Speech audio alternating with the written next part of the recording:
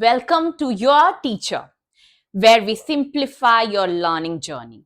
Today, we are diving into the heart of economic structure, the sectors of economy, Chapter 2 of Class 10th Economics.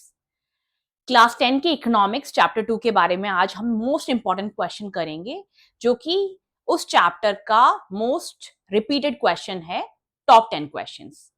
Stay tuned as we give you the 10 most important exam question with the explanation. Let's begin. Here goes question number 1. पहला question, what are the three main sectors of the economy?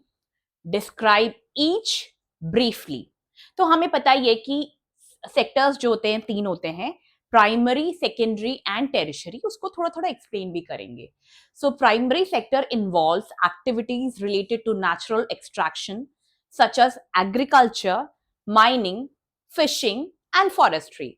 सो हमें पता है कि primary sector main sector होता है जिसमें agriculture involve होता है, माइनिंग होता है, फिशिंग होता है, फॉरेस्ट्री रहता है. When it comes to the secondary sector, which is the second sector, it focuses on manufacturing and processing, converting raw materials from the primary sector into finished products. जैसे कि primary sector में जो main product होता है उसको कैसे finish product में convert करें, ये आपका सेकेंडरी सेक्टर काम करता है. जैसे कि इंडस्ट्रीज हो गए, कंस्ट्रक्शन वाले या फिर टेक्सटाइल्स, ये आपकी सेकेंडरी सेक्टर में आ जाता है. Now let's go to the third sector, which is a final sector, which is called tertiary sector. So this sector provides services rather than goods, including education, healthcare, finance, transportation and retail. तो हमें पता ही है कि primary और secondary sector से ये अलग है. ये हमें गुड्स जो है प्रोवाइड करते हैं, सर्विस प्रोवाइड करते हैं, ठीक है, जैसे कि एजुकेशन हो गया, हेल्थ केयर हो गया, फाइनेंस हो गया, ट्रांसपोर्टेशन हो गया, रिटेल हो गया. तो ये एक्चुअली में हमें हेल्प करते हैं जो प्राइमरी और सेकेंडरी सेक्टर को एक्चुअली मार्केट में पहुंचाने में, और रादर मैं बोलूंगी कि सर्विस प्रोवाइड करने में ये आपकी हेल्प करते हैं. Moving on to the second question, how do the primary, secondary and tertiary sector contribute to the country's GDP? Country के जीडीपी पे कैसे ये तीनों सेक्टर्स जो हैं कंट्रीब्यूट करते हैं? GDP means gross domestic product. Okay, so सबसे पहले शुरुआत करेंगे प्राइमरी सेक्टर से. So primary sector contributes by providing raw materials and resources needed for production. Raw materials देते हैं और रिसोर्सेस देते हैं. और सेकेंडरी सेक्टर क्या करती है? ये वैल्यू ऐड करती है. कैसे? by processing raw materials into goods and products, contributing significantly to industrial growth. तो ये जो है मटेरियल्स जो है कन्वर्ट करते हैं गुड्स एंड प्रोडक्ट्स में. और अब हम बात करेंगे टेरिशरी सेक्टर की. अब जो टेरिशरी सेक्टर है ये ना काफी हेल्पफुल रहता है. ये करता क्या है?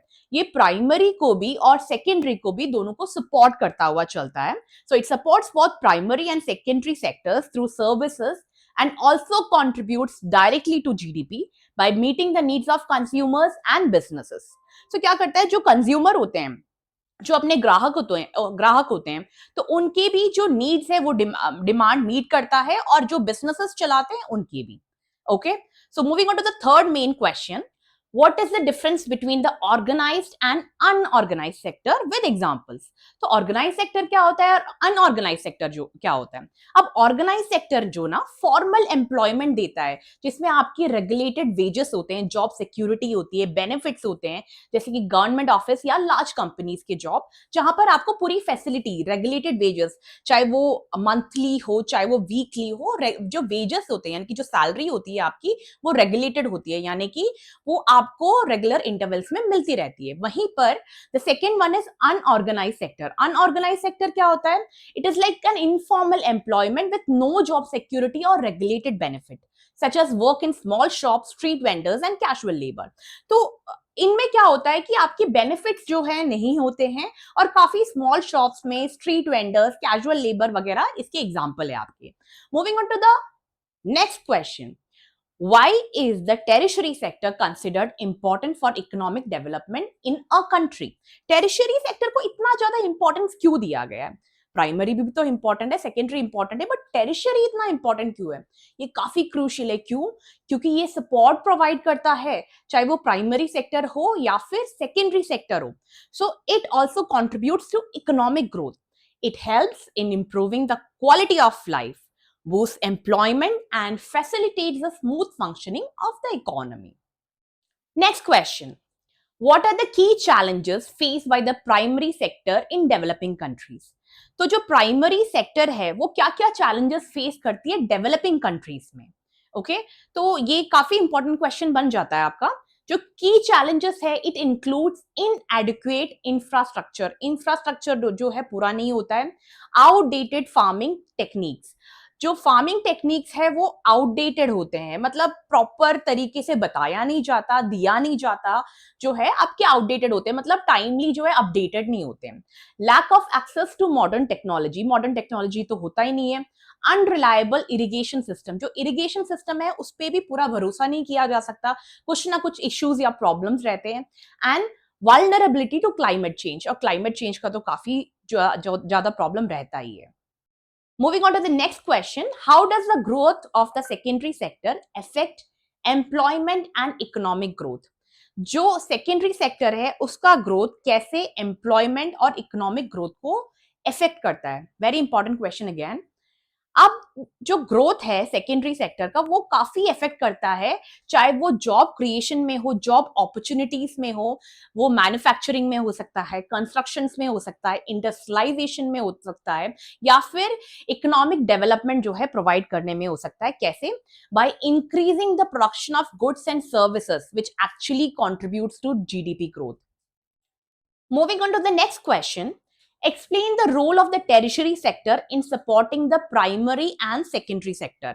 Tertiary sector जो है कैसा क्या रोल निभाता है प्राइमरी और सेकेंडरी सेक्टर को सपोर्ट करने में? तो टेरिशरी सेक्टर करता क्या है? It supports the primary and secondary sector by providing essential services. Essential service provide करता है ये, जैसे कि ट्रांसपोर्टेशन हो गया, बैंकिंग हो गया, इंश्योरेंस हो गया, मार्केटिंग हो गया, जो कि आपकी स्मूथ ऑपरेशन के लिए बहुत हेल्पफुल रहता है और डिस्ट्रीब्यूशन प्रोसेस के लिए भी बहुत हेल्पफुल रहता है. And the next question, what are the major issues facing the unorganized sector in terms of labor conditions and regulation? जो unorganized sector है वो क्या क्या problems और challenges face कर रहे हैं जब labor condition और regulations की बात आ जाती है? Major issues include lack of job security. जो job security है उसकी कमी, irregular wages, जो आपकी salary है, जो आपकी benefits है टाइम पे नहीं मिलते, benefits तो होती नहीं है, absence of benefits like health insurance का ना होना, पेंशन का ना होना और वर्किंग कंडीशन का काफी पुअर होना. Workers in the unorganized sector often face exploitation and lack of legal protection. इनका ना कोई legal protection होता है और exploitation तो बहुत ज्यादा ये लोग face करते हैं. Moving on to the next question, discuss the impact of technology on the primary and secondary sector. जो टेक्नोलॉजी है वो कैसे अफेक्ट करती है प्राइमरी और सेकेंडरी सेक्टर को? तो प्राइमरी सेक्टर क्या करती है? टेक्नोलॉजी इंप्रूव्स एफिशिएंसी इन फार्मिंग. जो फार्मिंग है उसकी एफिशिएंसी बढ़ा देती है, चाहे वो फार्मिंग हो, चाहे माइनिंग हो, and resource extraction through better machinery and techniques. क्या करती है? बेटर मशीनरी और टेक्निक से आने से टेक्नोलॉजी लेकर आता है, तो हमारी जो प्रोडक्शन है, जो एंड रिजल्ट है, जो आउटकम है, काफी अच्छा हो जाता है. Now, moving on to the secondary sector. So, technology enhances manufacturing processes, increases productivity, and allows for the development of new products and industries. तो न्यू प्रोडक्ट बनाने के लिए है, डेवलपमेंट के लिए ये चीजें जो है काफी बेटर कर देती है.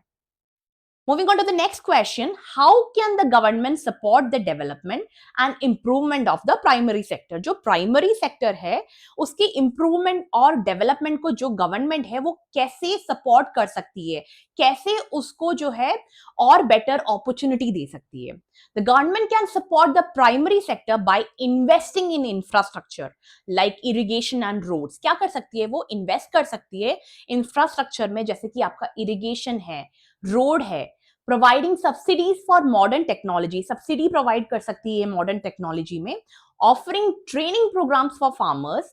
जो फार्मर्स हैं उनको ट्रेनिंग प्रोग्राम दे सकते हैं कि आपके सीड के साथ, आपके इरिगेशन के साथ, आपके फसल के साथ आपको करना क्या है, कैसे उसको ऐसे ट्रेन करना है जिससे कि आपकी जो फसल है और इंप्रूव हो और उससे की जो है जीडीपी भी ज्यादा हो.